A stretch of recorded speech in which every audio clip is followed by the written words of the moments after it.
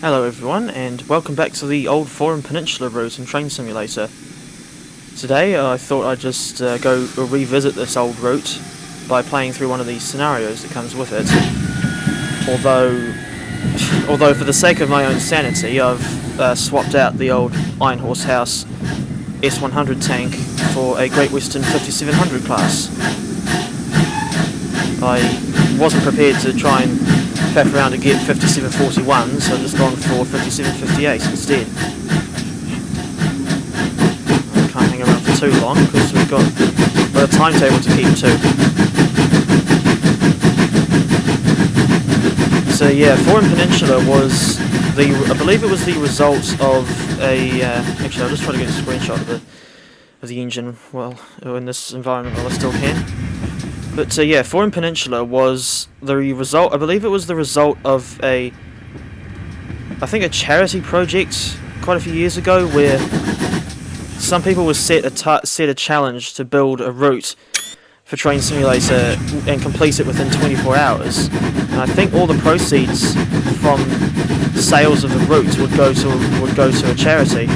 Although I can't remember what the charity was. I think it was like called Railway Children or something. But anyway, it's a curious route. It's fictional, but set in England, and includes this curious standard gauge line that runs in a loop around an island, as well as this spur along the causeway to the mainland. There's also a couple of narrow gauge branch lines and even a tram line. The route was discontinued from sale many years ago, and so I don't really remember how I got it, but I don't remember paying that much for it anyway.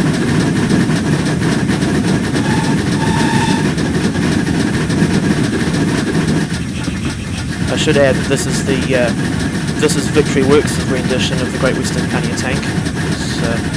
I do obviously have like the old Falmouth branch, but I generally don't use the older RSC Pannier Tank. These coaches are Great Western Toplight ones that were made, I believe, made by Matrix Trains. I think they're on Steam Marketplace from memory. So yeah, this scenario that we're playing through today is actually a modified version of one that comes with the route, as I said earlier when I was talking about the S100. And yeah, this is just going to be a very short, well, hopefully a very short run, just doing one clockwise loop around the railway, essentially. And if any of you have got Dovetail's questionable London Transport Heritage Collection pack, you'll know that the route that comes with it is essentially just an updated Phorum Peninsula, or in some cases backdated, because they got rid of the two narrow gauge branch lines and the tram line for some reason. I mean, as basic as this original route is, I still think it's better than DTG's remake for the London Transport Pack, for the simple reason that this older version does, of course, include the tram line along the beach and the two narrow gauge lines. Because A, trams are a very rare thing in Train Simulator, and B, it makes the route a lot more interesting. Or diverse. I suppose diverse might be a better word for it. I just realised that, like the 7200 class that we drove in the last video, this one has also got an unpainted has also got a plain green safety valve bonnet. I would have thought, I wouldn't be surprised if some of the preserved 5700s would have a brass safety valve bonnet, but 5758 was not one of the survivors, as far as I know.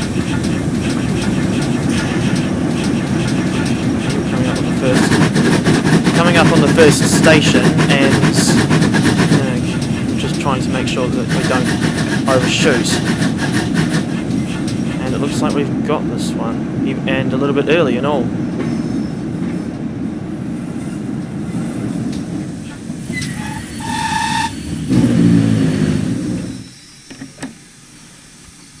Alright, might as well have a quick look around while we're stopped here.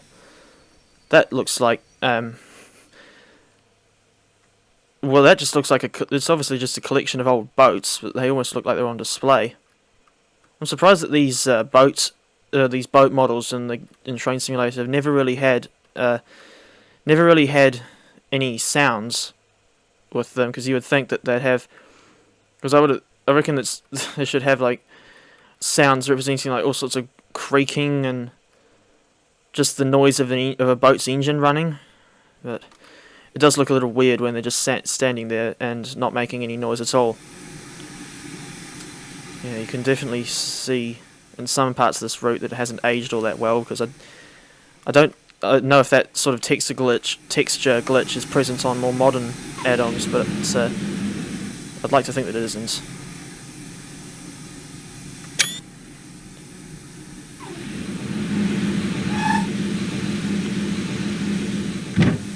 Wait, was that a 3D number plate? No, it's not. It's curious, because I thought it was. I do hope that you can still hear me over the noise of this thing. I am trying to, well, behind the scenes I am trying to, still trying to sort out like an ideal master volume level from in this game, so that I don't sound like I'm whispering.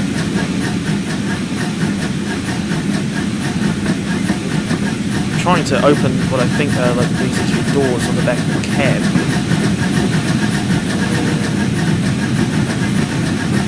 Doesn't look like you can, which is strange, because I remember that you can open these doors in the back of the cab on the Series 200, but I can't find it on this one, which is a bit odd. The other thing I've just realised I forgot to mention about this standard gauge loop line is that it is very steeply graded, and for the most part you'll either be going up or down gradients that are usually like either like between 1 and 76 or as steep as like 1 and 38 in at least one case. So yeah, you would either want very powerful engines or relatively weak engines with a light load, and that's pretty much what I've got here with the Pannier Tank and the two Toplight coaches. And I just noticed the move of the rods there, the working inside valve gear. I mean, it's always impressive to see that sort of thing when it's actually moving. Yeah, well, considering this is a scenario, I don't think we'll have to set any points for ourselves. It's strange that there's all those wind turbines back there. Yeah, we just passed the junction for that line that links this island with the mainland. And even though it's obviously fictional, it is meant to take place on the south coast of England. I'm trying to keep the regulator, like when I do open the regulator, I'm trying not to open it too far, because if I go second valve, you get that, and you'll probably not be able to hear me. Just try to get a shot of the engine passing this ridiculously tall signal box. But surely in real life they would never have signal boxes that tall unless it was at a huge mainline or junction station where there were lots of lines converging on the same area.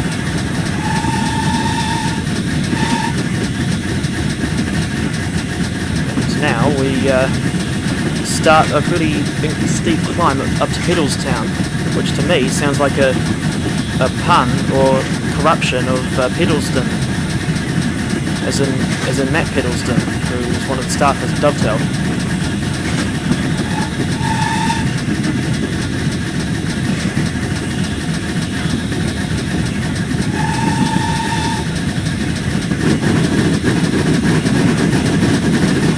I do apologise for any awkward silences, but sometimes when I do these sorts of videos, I do get to a point where I just don't really know what to say.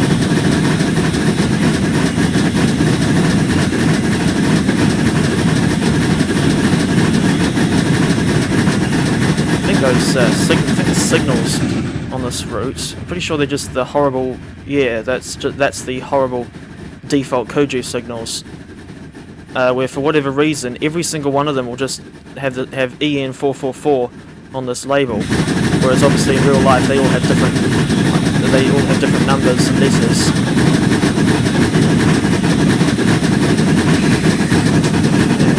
I think even though we're losing boiler pressure, we should still be able to make it over this incline and up to Pedalstown without any issues.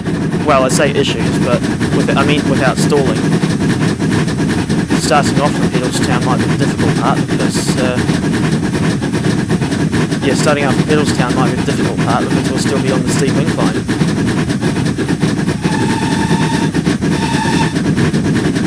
To me, that whistle just sounds like the sound effect just sounds like it's been reused from the version of the 5700 that you get with the Riviera line in the 50s route.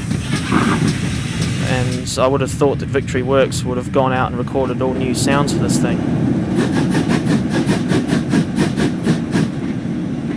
Although I'm not entirely sure how Victory Works goes about getting sounds for their engines, and whether or not they make a concerted effort to go and get entirely new sounds.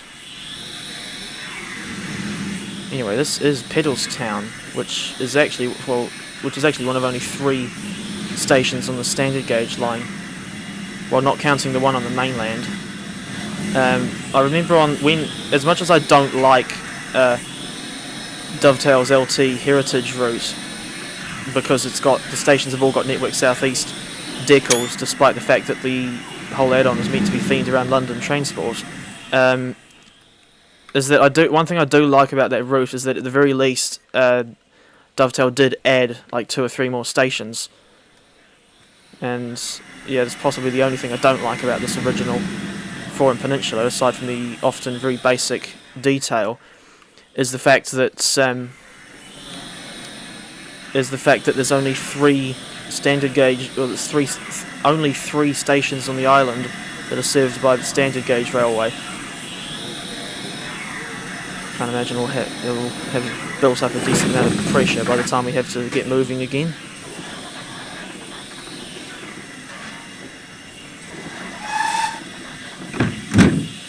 Most of the passengers are right. Okay. So that means that the next station we'll come to will be the one where will be St. Bilton, which is where we started. Right. What's the best regulated setting to use here? I remember that. I think with EMUs at least, if you're stopped at a station that's on an incline and going up that incline, then you want to try and apply power before the brakes are fully released, so to try and minimise the risk of a rollback. Because that's the last thing you'd want, especially if you're trying to keep to a timetable like we are now. Although this 5700 seems to be better at running to a timetable than I thought.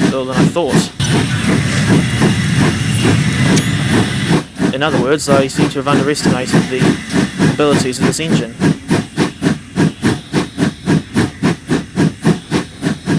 Of course, the other thing is to try not to have the regulator open too far, unless you're an idiot and you actually want to drain the boiler pressure.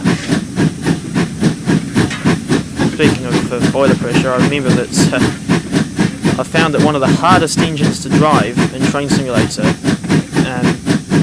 is the narrow gauge B4D 280 that you get with the Clear Creek narrow gauge route, because that thing doesn't seem to do a good job at raising and holding boiler pressure, and that doesn't and the fact that that route has gradients as steep as 1 in 25 doesn't help. And I don't know if it's just me being bad at driving the B4D, but there's something not right whenever I drive on Clear Creek narrow gauge. And here is this bridge, which texture-wise it's looking a little better than I remember. Might just be to do with the contrast settings that I've been trying to adjust recently. Because I've noticed that whenever I posted pictures or TS screenshots onto Discord, someone's come up and said something about the contrast levels. And that's what I've been trying to sort that out.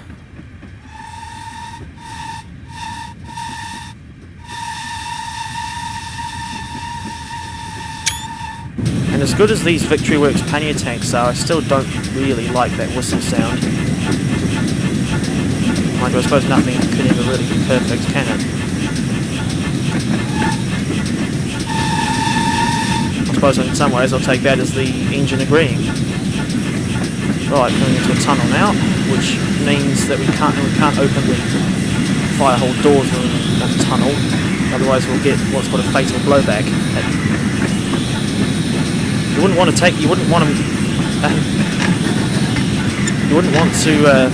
in the wrong place when you're on the footplate of one of these. If the space for the reverser notches is right there where you're meant to put your feet, unless you have one foot on either side. Yeah, I'm not. I dare say Charles Collard's probably would have had a reason for designing it that way. Oh, now I can open windows at the back, or doors, or whatever they are. It's also about ventilation or something. I seem to recall, yeah, one other thing about the London Transport version of this route is that they've got the Dovetail added like fourth rail electrification throughout the whole loop, and it looks really odd when anything other than the London Underground 1938 stock is running on it. Because I think in real life you generally don't get... It's only like out on the Metropolitan line where you get mainline trains sharing the same track as the Underground. Now I've just realised we're running quite late. Well, we're running the risk of getting to St Bilton late. These sidings that we're passing here are the exchange sidings for one of the two narrow gauge lines which goes inland towards the stone quarry. But with this scenario, it's obviously I think the only rolling stock that people originally put down for this scenario were the tank engine and two coaches and the Class 07 diesel shunter at St Bilton. But as I said earlier, because I don't like the USATC S100 that Iron Horse House did, I've swapped it out with something that I actually enjoy driving, which is this Great Western Pannier Tank. I remember quite a while ago I did the run with one of these on Riviera in the 50s. It was I think Kingswear to Brixham, and that time I did actually get 5741. The firebox it's right there in between the second and third driving axles.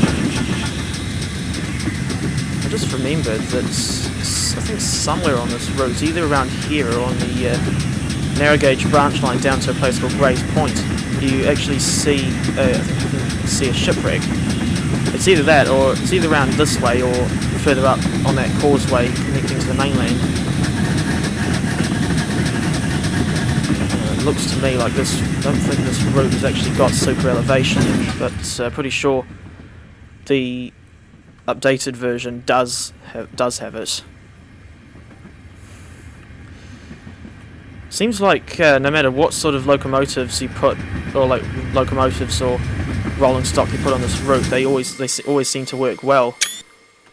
Mind you, I suppose that's one of the advantages of having a fictional route, is that you can just sort of put down whatever rolling stock you like, and it won't look, and as long as it doesn't look too silly, it should go over well.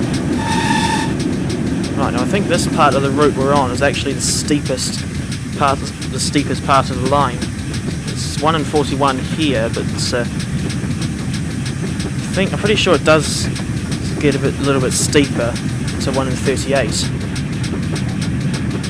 This other line that's joining us now is the second narrow gauge line, and this one is for like tourist traffic, and the station for it is just past these buildings in here in the distance, and the lines are only about like a mile, and this narrow gauge line is only about 1.75 miles long, and runs down to Gray's Point, where there's a lighthouse, and it's like the most southerly point on this island's rail network. And that there is where the narrow gauge station is meant to be like the old pier, and this one that we're seeing, this one that you can just about see on the left there, is the newer one. And of course, incidentally, that's where the tram line is.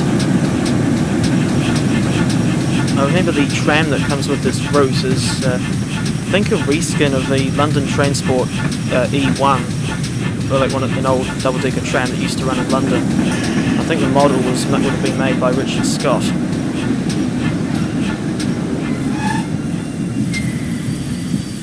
And we are only a few seconds early, and back exactly where we started, at St. Bilton. I mean, I've heard of coming full circle, but this is taking that concept a bit too literally. Anyway, before I end the video, I would like to say a big thank you to those who have stuck around for the whole thing, and I hope that you've enjoyed it. Yeah, I guess there's not much else to say. So yeah, goodbye, and I will see you next time.